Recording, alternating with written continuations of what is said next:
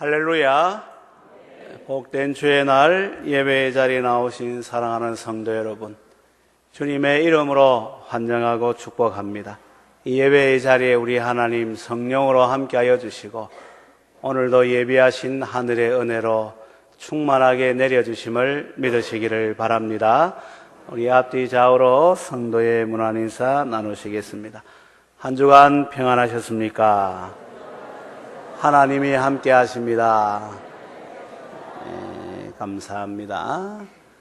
오늘 말씀의 제목은 성도에게 적용되는 구원의 여정.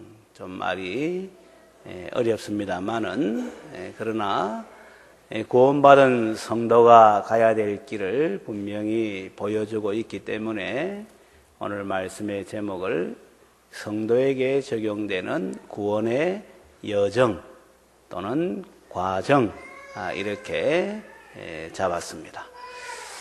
이 말은 전제가 있죠. 이 구원의 역사는 하나님이 이제 행하신다는 것이죠. 구원의 역사는 하나님이 행하시고 그 구원의 적용을 받아서 우리가 구원에 이르게 된다 하는 것을 전제하고 있는 것입니다. 다시 말하면 하나님께서 이루어 놓으신 구원을 우리 개개인의 삶에 이제 적용해서 구원의 길을 이제 걸어가게 되고 결국에는 이 천국에 이르게 된다 하는 것을 말씀하는 것인데 그것을 구원의 여정이라 이렇게 말을 합니다. 신학적인 내용이라든지 이런 부분들은 기회가 되면 자세하게 설명하겠습니다만은 큰 그림에서는 그렇게 보면 돼요. 사실 우리 인생이 대단하지 않습니까? 이 우주에다가 이제 비행선을 보내고 심지어는 이 착륙선 이렇게 내려가지고 또 이렇게 탐색도 하고 또 그 모습도 분석도 하고 뭐 여러 가지 사진도 보내고 아주 대단합니다. 또 이 문명의 발전을 이룬 것만 해도 대단하지 않습니까? 사람들이 진화론을 주장하는 가운데 종의 변화를 이야기하지만 이것을 사실은 우리가 조금만 길게 해서 바라보게 되면 그 말도 이제 맞지 않는 것임을 보게 되죠. 그래서 진화론도 하나의 가설이고 학설이지 진리가 아닙니다. 하나의 예를 들자면은 원숭이는 5,000년 전에도 원숭이고 지금도 여전히 원숭이에요. 그리고 그가 이룬 문명의 발전 보면은 여전히 나무 타고 다니고 그리고 이제 이전에 했던 행동들 반복하고 있는 것을 보게 되죠. 그러나 사람은 그게 아니지 않습니까? 이 문명의 발전이 시대마다 달라지는데 구석기 시대, 신석기 시대, 청동기 시대, 또 철기 시대, 점점 산업화 시대, 또 이제 정보화 시대, 또 융합의 시대, 자꾸 이렇게 발전해 가는 것을 우리가 보지 않나요? 원숭이는 여전히 원숭이인데 사람은 이렇게 문명의 발전이 이룬 가운데에서 이 대단한 존재인 것을 우리가 이제 말하지 않을 수가 없는데 그래서 조그만 이제 시야를 넓혀가지고 봐도 진화론이 맞지 않는다는 것을 알 수 있고 하나의 가설임을 그렇게 알 수가 있죠. 그래서 미국에서는 진화론도 배우고 창조론도 배우고 해서 그 가운데에서 이제 이런 설이 있다 이렇게 균형 잡힌 교육을 하는 것이죠. 우리나라는 진화론만 가르치고 있기 때문에 사실은 문제가 되지만 그 증거를 보여줄 수 없으니까 수십만 년의 기간 동안에 뭐 이렇게 했다지만 사람이 지금 70년, 80년 살고 또 이 인류의 기록 역사도 몇천 년밖에 안 되는데 수십만 년 이게 말 자체가 맞지 않잖아요. 아무튼 이 사람은 대단해요. 그래서 과학 문명의 발전 이룬 것을 보게 되면 이 얼마나 대단한지. 그런데 그렇다고 해서 인생이 구원할 수 있는가, 스스로 구원할 수 있는가 이렇게 생각하게 되면 인생 스스로는 구원할 수 없다는 것을 우리가 잘 알고 있죠. 조그만 병에 걸려도 죽을 수 있는 것이 인생이에요. 아무리 대단한 사람일지라도 말 한마디에 이제 쓰러질 수 있는 것이 바로 인생이에요. 아무리 높은 자리에 있어도 죄가 발각되면은 그 자리에서 내려올 수밖에 없는 것이 그게 바로 인생이에요. 우리나라 대통령도 감옥 가지 않았습니까? 그러니까 인생이 이런 업적들을 보면은 대단한 것 같지만 그렇다고 해서 인생이 스스로를 구원할 수 있느냐 하면은 구원할 수가 없습니다. 다시 말하면 구원을 받아야 될 존재지 내가 구원할 능력이 있다는 존재는 아니라는 것을 우리가 잘 알아야 되죠. 그래서 하나님이 우리의 구원을 위해서 그 아들 예수님을 보내신 거예요. 우리 스스로가 구원할 수 없으니까 우리의 죄 문제, 죽음 문제, 또 지옥의 형벌 문제, 인생이 안고 있는 모든 문제 해결해 주시기 위해서 그 아들 예수님을 이 땅에 보내신 것이죠. 그래서 대신 죄의 값을 담당하게 하신 거예요. 그리고 생명의 길도 보여주고 그뿐만 아니라 이제 성령님 보내주셔서 이 땅에서 이 하나님의 자녀로 살다가 천국 들어가도록 이 하나님이 다 하시는 것이죠. 그런데 이 땅의 다른 종교는 인생이 스스로 구원할 수 없는 존재임에도 불구하고 뭔가를 해서 구원받을 수 있다라고 그렇게 이야기를 하는 거예요. 제사를 드려야지 구원받을 수 있다. 문제 해결할 수 있다. 마음을 비워야지 문제 해결할 수 있다. 도를 깨달아야지 문제 해결할 수 있다. 착한 행동해야지 구원받을 수 있다. 성지에 일생에 한 번 정도는 갔다 와야지 구원받을 수 있다. 또 성수라는 그런 강에서 한번 모욕을 해야지 구원받을 수 있다. 여러분들이 주변에 듣고 있는 여러 종교의 구원관에 대해서 제가 쉽게 설명을 한 거예요. 그런데 얼만큼 마음을 비워야 되느냐? 얼만큼 이제 착한 행동을 해야 되느냐? 어느 정도 도를 닦아야 되는 이런 기준이 없는 거예요. 그러니까 다른 종교는 구원의 확신이 없어요. 그러나 기독교는 그게 아니에요. 구원의 근거가 너무 확실하고 또 성령님 이것을 적용해 주셔서 깨닫게 해주시니까 이 구원의 확신은 너무나도 분명한 거예요. 이 로마서 8장에 우리가 다 읽어보게 되면 이 부분을 아주 한편의 드라마처럼 해서 마지막 결론을 이제 유종의 미로 딱 거두는 것이 나오는데 이 로마서 8장 전체를 설교하는 것은 아니니까 우리 8장 본문이니까 38절 39절 말씀 우리 한번 읽도록 하겠습니다. 로마서 8장 38절 39절 다 같이 읽습니다. 시작. 내가 확신하노니 사망이나 생명이나 천사들이나 권세자들이나 현재일이나 장래일이나 능력이나 높음이나 기쁨이나 다른 어떤 피조물이라도 우리를 우리 주 그리스도 예수 안에 있는 하나님의 사랑에서 끊을 수 없으리라. 아멘. 내가 확신한다는 거예요. 이 구원에 확신한다는 거예요.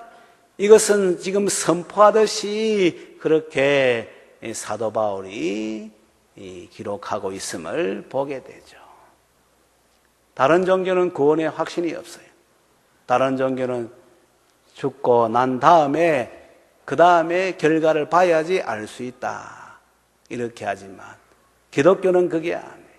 지금 이런 분명한 확신을 가지고 그런 가운데에서 이 땅에서 이제 하나님의 자녀로 살아가는 것이죠. 읽지는 않았습니다만은 37절에 보니까 그러나 이 모든 일에 우리를 사랑하시는 이로 말미암아 우리가 넉넉히 이기느니라. 또 2절 말씀 보면 이는 그리스도 예수 안에 있는 생명의 성령의 법이 죄와 사망의 법에서 너를 해방하였습니다. 이 다 이 과거 이 부정 시상을 쓰고 있어요. 이 과거 시제를 쓰고 있다 이 말이에요. 이게 뭘 말하는 너무나도 확신할 때에는 그렇게 쓰는 건데 이미 예수 믿는 사람은 이렇게 구원의 확신, 승리의 확신, 또 죄 사함의 확신 가지고 있음을 우리에게 보여주는 것이죠. 우리가 대단해서 그런 게 아니에요. 과학 문명이나 이런 부분에 있어서는 이제 이만한 발전과 진보를 이루었지만 그러나 조금 전에도 말씀드린 바와 같이 우리 스스로는 구원할 수가 없어요. 병에서도 그래 질병으로 죽는 사람이 있는 거예요. 사고에서도 사고로 죽는 사람이 있는 거예요. 말 한마디에 이제 떨어지는 사람도 있는 거예요. 높은 자리에 있다 하더라도 죄가 발각되면은 그 자리에서 부끄러움을 당하고 내려오는 거 우리가 잘 알고 있는 거예요.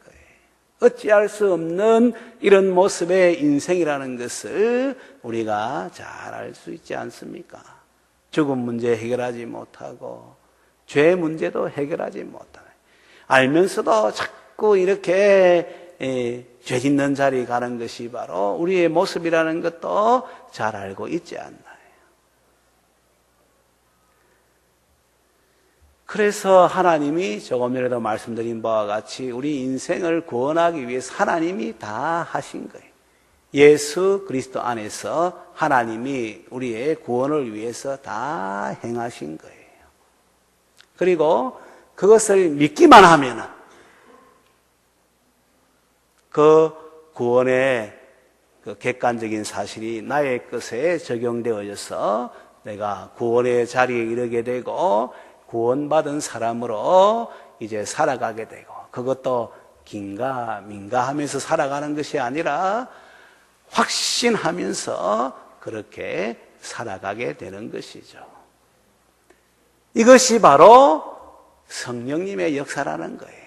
그래서 구원 역사하면은 하나님께서 예수 그리스도를 통해서 우리의 구원을 위해서 하신 일이 구원 역사고 구원의 여정, 구원의 서정, 구원의 과정 이 말은 이제 하나님께서 행하신 구원의 역사가 성령님을 통해서 우리에게 적용되어져서 확신하게 만드는 것을 구원의 여정이라 이렇게 말씀하는데 이 모든 것이 한번 따라하도록 하겠습니다. 성령님께서 하시는 일입니다.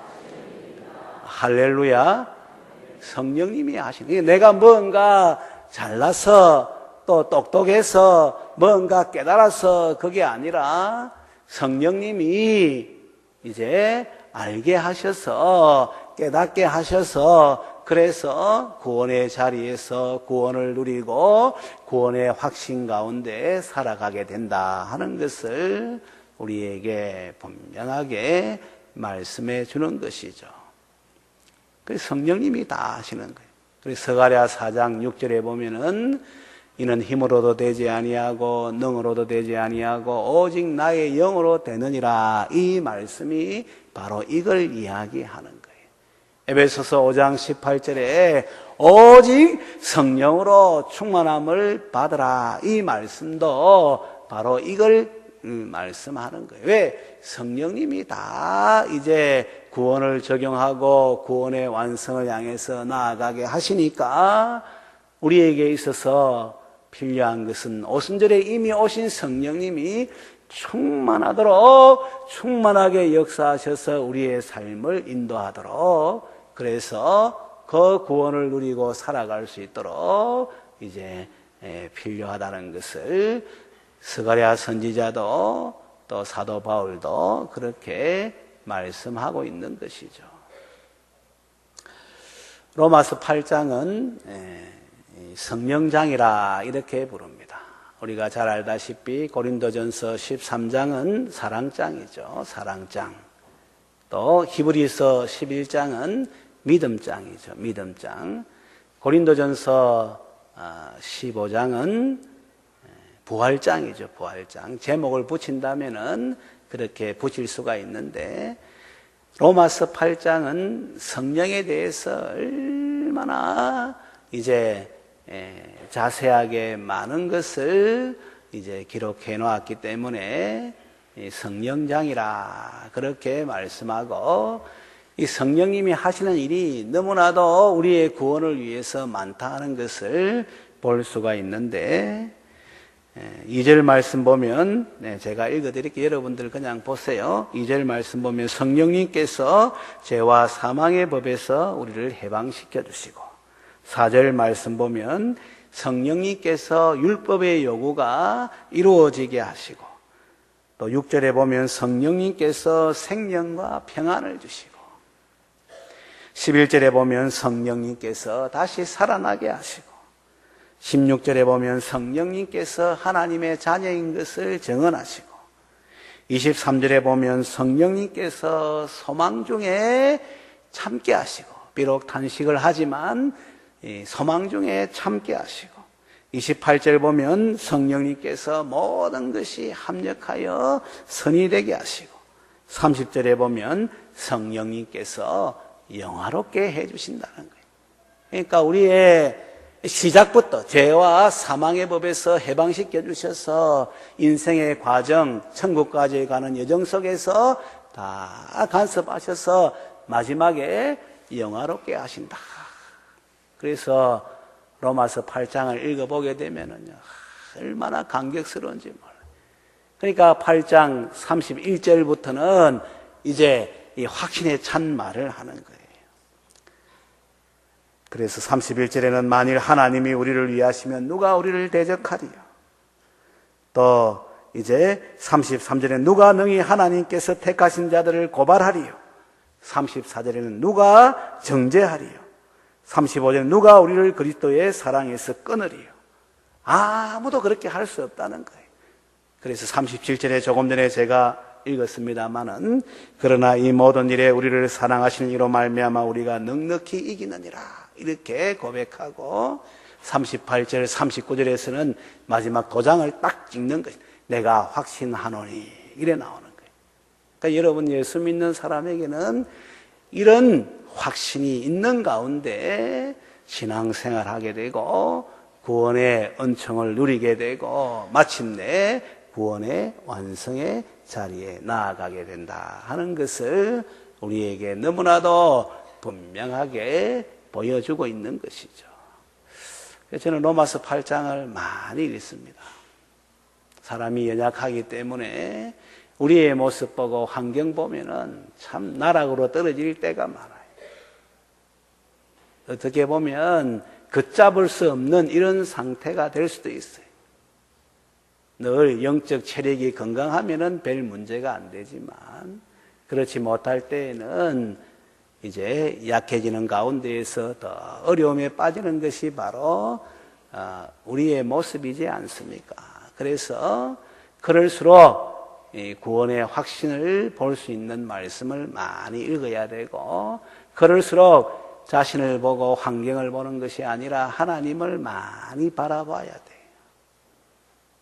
우리가 시편에 나와 있는 우리의 소망이 주께 있습니다 이렇게 말할 때에 그냥 이론적으로 우리의 소망이 주께 있습니다, 나의 영혼아 잠잠히 하나님만 바라라, 나의 구원이 그에게서 나는도다, 이렇게 한 줄 나온 게 아니다 이 말이에요. 자기의 연약함을 알고 인생의 고비고비에서 여러 가지를 해보고 경험해보고 그게 아니라는 것을 깨닫고 이제는 주님밖에 없습니다 하는 것을 깨닫는 가운데에서 바라보면서 이거 실제적으로 삶이 담겨 있는 그런 고백이에요. 여러분, 이게 중요한 거예요. 오늘도 새벽에 사무엘하 5장 1절부터 5절까지 보았습니다만은 그냥 읽어보면은 다윗이 이제 온 이스라엘의 왕이 된 거예요. 역사의 기록이잖아요. 왕이 되었다는 거. 그런데 새벽을 깨운 사람들, 사무엘상부터 이제 하 5장까지 오는 가운데 그 구절을 읽은 사람들은 다윗이 왕이 되었다는 이 말을 그렇게 표현할 수가 없는 거예요. 야, 다윗이 드디어 왕이 되었구나. 이래 표현해야 되네. 왜? 왕이 되는 그 과정을 우리가 읽어보니까 얼마나 힘든 일들이 많이 있었어요.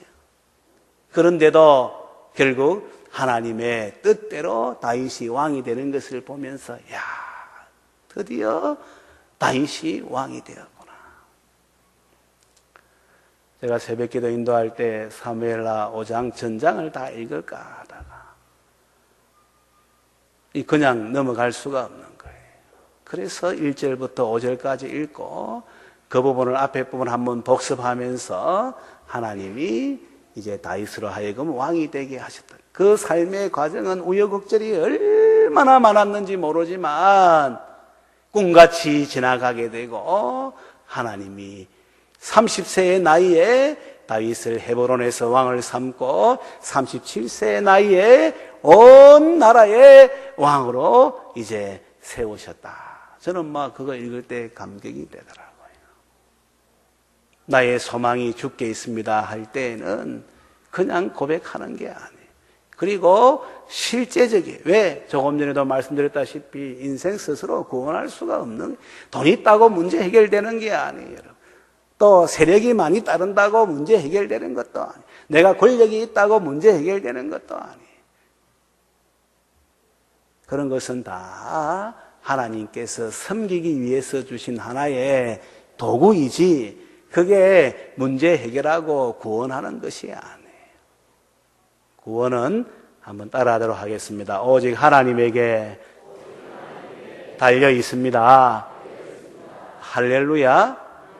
그래서 그 구원을 하나님이 예수 그리스도 안에서 다 행하시고 그 다음에는 성령님을 통해서 우리에게 적용시켜 주셔서 예수 믿을 때의 죄 사함에 이제 자리에 이르게 하고 그런 가운데 신앙의 길을 걸어갈 때마다 성령님이 함께 하셔서 육신의 정욕을 제어하게 하고 성령의 인도하심을 따르게 하고 또 이 고난 가운데 탄식할 때에도 소망 중에 주를 바라보게 하고 합력해서 선을 이루신다고 격려하게 하고 그러면서 마침내 구원의 완성의 자리에 가게 하시는 것이죠.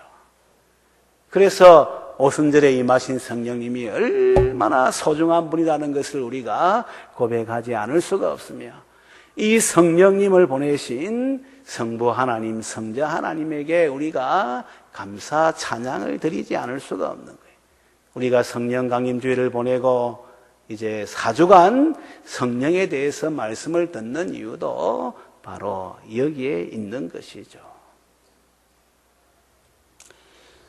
성령님께서 이 구원의 여정을 우리에게 적용하셔서 이제 이끌어 가시는데 그 시작은 말씀 들을 때에 믿어지게 한다는 거예요. 예수 그리스도의 말씀 들을 때에 믿어지게 한다는 거예요. 여러분 이 자리에 앉아서 말씀 들을 때에 믿어지고 깨달아지고 은혜가 되면 그게 다 성령님의 역사인 것을 분명하게 믿게 되시기를 주님의 이름으로 축원합니다. 내가 잘났어 그게 믿어지는 게 아니에요. 내보다 똑똑한 사람 세상에 얼마나 많은지 몰라. 그런데 어떤 사람은 이 말을 해도 이해가 안 되는 거예요. 믿어지지가 않는 거예요.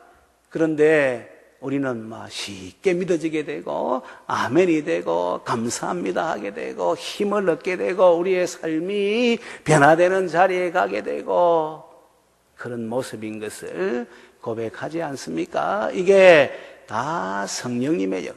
그 시작은 말씀 들을 때에 이제 믿어지게 되고 그게 은혜가 된다는 거예요. 그래서 여러분 말씀 들을 때에 착하고 좋은 마음이 돼야 돼요. 말씀을 위해서 기도 많이 해야 돼요. 왜? 내 마음에 세상 것으로 충만하면은 말씀이 들어올 데가 없잖아요. 맞잖아요, 여러분. 내 말씀이 말씀 친화적인 내 마음이 말씀 친화적인 마음이 되면은 스펀지가 물을 빨아들이듯이 이래 빨아들이는 거예요. 그리고 말씀 읽을 때에 이 말씀을 그냥 막 숙지하듯이 읽어가는 것도 아니고 목표 달성하듯이 읽어가는 것도 아니고 읽다가 너무 간격에 대해서 중간에 멈추고 이 말씀이 나에게 그대로 적용되고 은혜가 되니까 기도에 무릎을 꿇고 찬송도 부르고 또 다시금 앞으로 돌아가서 또 읽고 또 읽고 우리가 통독도 해야 되지만 정독해야 될 이유가 여기에 있는 이 균형을 맞춰야 되는 거예요. 목회자는 이런데 하나님이 좋은 은혜를 주신 거예요.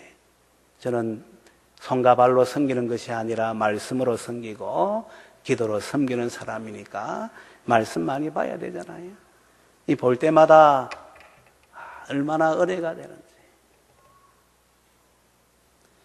전에는 제가 여러 책들을 많이 봐요. 부목사 때는 지금도 제가 책은 수시로 사요. 신간 나오면 사고 물론 우리 기독교 서적이 주로 대부분이지만 저는 역사에 대한 관심이 많고 특별히 중국 역사에 관심이 많아요. 그래서 중국에 관한 책들 좀 이렇게 사서 보기도 하고 제가 공대생이지만은 그래요. 다른 책들도 많이 보고 했어요. 책을 사서 한 줄이라도 인용하게 되면 그것은 충분한 값어치가 있다라는 생각으로 그래 책을 사고 그래 읽고 이랬어요.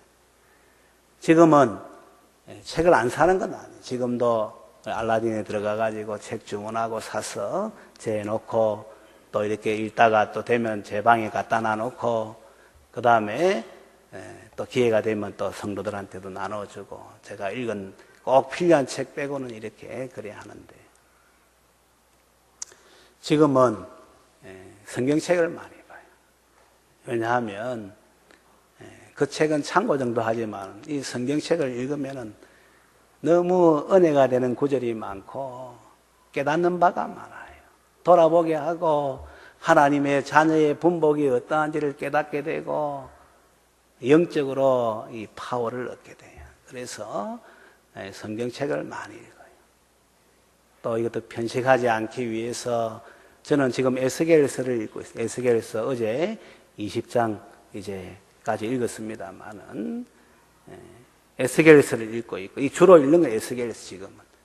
그래도 또 새벽기도 하니까 사무엘 이제하 또 계속 앞에 전체 다 읽고 또 앞에 읽고 이렇게 또 읽고 있어요.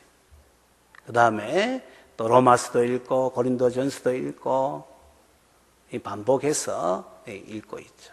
읽을 때마다 새로운 거예요. 우리가 대단해서 이렇게 구원의 자리에 있고 하나님 자녀된 것이 아니에요. 전적으로 성령님께서 역사하셔서 구원의 자리에 있게 되는데 그 시작은 한 번 더 따라하도록 하겠습니다. 말씀을 들을 때에 성령님께서 역사하십니다. 할렐루야. 그래서 여러분 이 말씀 들을 수 있는 마음밭을 잘 갖고 해야 돼요.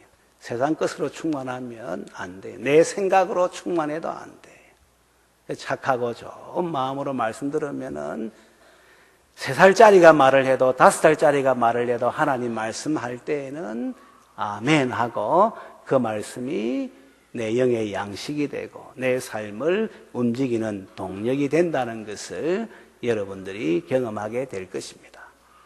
지식적으로 말씀 들으면은 기만 높아지지 그 삶이 힘들어지게 되는 거예요. 우리가 다 하나님 앞에서 이 말씀의 은혜를 입어야 되는데 이 말씀의 은혜도 성령님이 역사하셔서 이렇게 은혜가 된다는 것을 우리에게 잘 보여주고 있는 것이죠. 그래서 말씀 읽을 때에 한 가지 더 덧붙인다면은 성령의 인도하심을 받아야 돼요. 그래서 말씀 읽을 때에 성령님 말씀 읽을 때에 깨닫게 해주세요. 내 삶에 여러 가지 정황도 있잖아요. 말씀으로 나를 이제 가르쳐 주세요. 성령님께서 그래 해주세요. 기도하는 마음으로 말씀을 읽고, 그리고 우리 하나님은 착하고 좋은 마음으로 말씀을 읽고 들을 때에는 반드시 말씀의 은혜가 임하도록 역사해 주시는 것이죠. 그게 영의 양식이 되는 거예요. 내가 더욱더 말씀의 사람으로, 하나님의 사람으로 세워지게 되는 거예요. 그게 바로 구원의 분복을 누리면서 이제 하나님을 섬기고 또 하나님을 위해 살아가는 동력이 되는 거예요.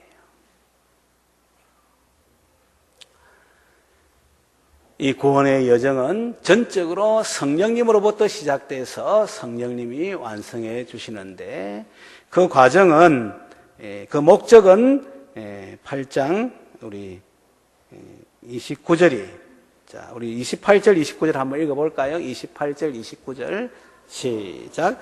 우리가 알거니와 하나님을 사랑하는 자 곧 그의 뜻대로 부르심을 입은 자들에게는 모든 것이 합력하여 선을 이루느니라. 하나님이 미리 아신 자들을 또한 그 아들의 형상을 본받게 하기 위하여 미리 정하셨으니 이는 그로 많은 형제 중에서 맏아들이 되게 하려 하심이니라. 아멘.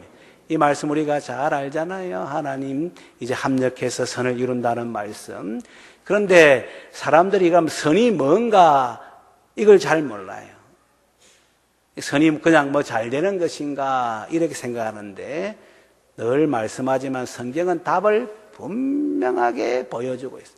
애매모호하게도 보여주지 않고 확실하게 보여주는데, 하나님이 모든 것이 합력하여 선이 되게 한다는 것은 다른 것이 아니라 29절에 나와 있는 대로 하나님이 미리 아신 자들을 또한 그 아들의 형상을 본받게 하기 위하여 미리 정하셨으니 해서, 아들의 형상 본받는 것이 그게 선이다 이 말이에요. 내 사업 잘 되고 내 문제 해결되고 이게 선이 아니고, 우리 하나님이 원하시는 것은 하나님의 아들 예수님의 형상을 본받는 것, 예수님 닮아가는 것을 원하신다는 것이고, 이를 위해서 하나님이 전 역사의 과정에서 일하신다 하는 것을 보여주죠. 그러니까 성령님 구원의 여정을 위한 목적이 분명하게 우리를 인도해 가시는 것이죠. 그 과정 속에 30절에 보면은 미리 정하신 것들 또한 부르시고, 이 효력 있는 부르심이라 이래 말하지 않습니다. 그들을 또한 어렵다 하시고, 칭의, 이거는 성화가 포함되어 있는 칭의를 말하는 거예요. 어렵다 하신 그들을 또한 영화롭게 하시고, 마지막 날에 완성될 영광스럽게 되는 것인데, 여기도 보면은 이 과거형으로 썼어요. 왜 과거형으로 썼냐? 이거는 이미 이루어진 것처럼 확실하다는 것을 강조하기 위해서 이래 쓴 거예요. 우리 미래에 영화롭게 되어지지만, 그러나 하나님이 정하시고 하나님의 뜻대로 다 되어지니까 이거는 마치 우리 눈앞에 펼쳐진 것과 똑같다는 거예요. 그래서 이 단어를 쓴 거예요. 우리 하나님의 뜻은 그대로 이루어지지 않습니까? 우리에게 합력해서 선을 이루신다면 그 그대로 되어지는 거예요. 그래서 성경은 그걸 보여주기 위해서 강조형으로 이렇게 과거형으로 쓴 것이죠. 성령의 이 역사하심으로 우리에게 구원의 여정이 적용되는 것, 복음의 말씀 들을 때에 부르시고, 믿을 때에 어렵다 하시고, 또 함께 하셔서 거룩하게 하시고, 때가 되면 영화롭게 하신다는 것도 분명하게 말씀하고 있죠. 그래서 이제 우리가 적용하는 거예요. 뭘 적용하느냐? 그러면 이제 어떻게 살아야 되느냐? 이미 성령님 오셨고 우리에게 구원의 여정 속에서 우리의 삶을 인도하시는데, 그러면 어떻게 살아야 되느냐? 답도 간단해요. 한번 따라하도록 하겠습니다. 성령님의 인도하심을 따라서 살아갑시다. 할렐루야. 그래서 제가 잠시 또 읽어드리겠습니다. 4절 말씀 보면, 육신을 따르지 않고 그 영을 따라 행하는 우리에게 율법의 요구가 이루어지게 하려 하심이라. 6절에 육신의 생각은 사망이요 영의 생각은 생명과 평안이니라. 또 13절에 보면은 12절 13 그러므로 형제들아 우리가 빚진 자로 돼 육신에게 져서 육신대로 살 것이 아니지 너희가 육신대로 살면 반드시 죽을 것이로되 영으로서 몸의 행실을 죽이면 살리니 14절에 무릇 하나님의 영으로 인도함을 받는 사람은 곧 하나님의 아들이라. 그러니까 예수 믿는 사람은 이제 내 하고 싶은 대로 살면 안 된다. 세상의 흐름 따라 살아도 안 된다는 거예요. 내 안에 와 계시고 나의 구원을 적용하시고 완성하시는 성령님의 인도하심을 따라 살아야 된다는 거예요. 그래 살 때 때로 고난도 당하고 어려움도 당할 수 있지만 그게 문제가 되지 않는다는 거예요. 왜? 나만 고난당하는 것이 아니라 여러분 나중에 읽어보게 되면 모든 피조물도 탄식하고 있다. 하나님의 뜻대로 탄식하고 있다는 거예요. 20절에 보면은 피조물이 허무한데 굴복하는 것은 자기 뜻이 아니 오직 굴복게 하시는 이로 이제 말미암으니 그 바라는 것은 피조물도 썩어짐의 종로한 데서 해방되어 하나님 자녀들의 영광의 자유에 이르는 것입니다. 피조물이 다 이제까지 함께 탄식하며 함께 고통을 겪고 있는 것을 우리가 아느니라. 피조물도 하나님의 뜻 가운데 지금 지금 동물들도 고난당하고, 식물들도 고난당하고, 이 땅도 다 인생 때문에 고난당하고 있다는, 그렇지만 피조물이 그 고난 가운데에서도 참는다는 거예요. 그리고 하나님의 자녀의 영광의 자유에 이를 때까지 소망 중에 기다리고 있다는 거예요. 우리가 자연의 역습 이런 내용들 듣지 않습니까? 그 역습은 아니에요, 사실은. 인간이 한 행동에 대해서 이제 결과가 오는 것이지만 피조물도 지금 참고 있는 거예요. 예수 믿는 사람도 믿음의 삶을 살면 이제 힘들어요. 그래서 그뿐 아니라 또한 우리 곧 성령의 처음 익은 열매를 받은 우리까지도 속으로 탄식하여 양자될 것 곧 우리 몸의 속량을 기다리느니라. 우리도 믿음의 삶을 살면은 성령의 인도하심을 따라 살면은 이 세상이 죄악이 관영한 세상이 힘들어요. 그러나 성령님이 도와주시고 소망 중에 힘을 얻게 하여 주시고 우리 18절 말씀 나오는 그 배경도 되는데 우리 18절 말씀도 한번 읽고 이제 마치도록 하겠습니다. 18절 시작. 생각하건대 현재의 고난은 장차 우리에게 나타날 영광과 비교할 수 없도다. 아멘. 그 고난이 있지만 영광과 비교할 때는 아무것도 아니다는 거예요. 그래서 예수 믿는 사람이 성령의 인도하심을 따라 그 구원의 완성의 자리까지 이제 가게 된다는 것을 이야기하고 그 가운데서도 승리를 확신하고 그 가운데서도 확신을 분명히 이제 할 수 있다는 것을 사도 바울이 로마서 8장 마무리에 정리하고 있는데 결론은 우리의 구원은 확신한 것이고 그 구원의 은총을 누리는 것은 다른 일이 아니라 성령의 인도하심을 따라 걸어가는 것임을 우리가 꼭 기억하시고 이미 우리 안에 와 계신 성령님 인도하심을 따라서 하나님 백성의 정체성을 분명히 하고 하나님 주시는 구원의 은혜를 누리고 이 땅에서 구원의 완성을 위해서 나아가는 이 과정 속에서 주의 나라와 을을 위해 살아갈 수 있는 우리 모든 성도들 되시기를 주님의 이름으로 축원합니다.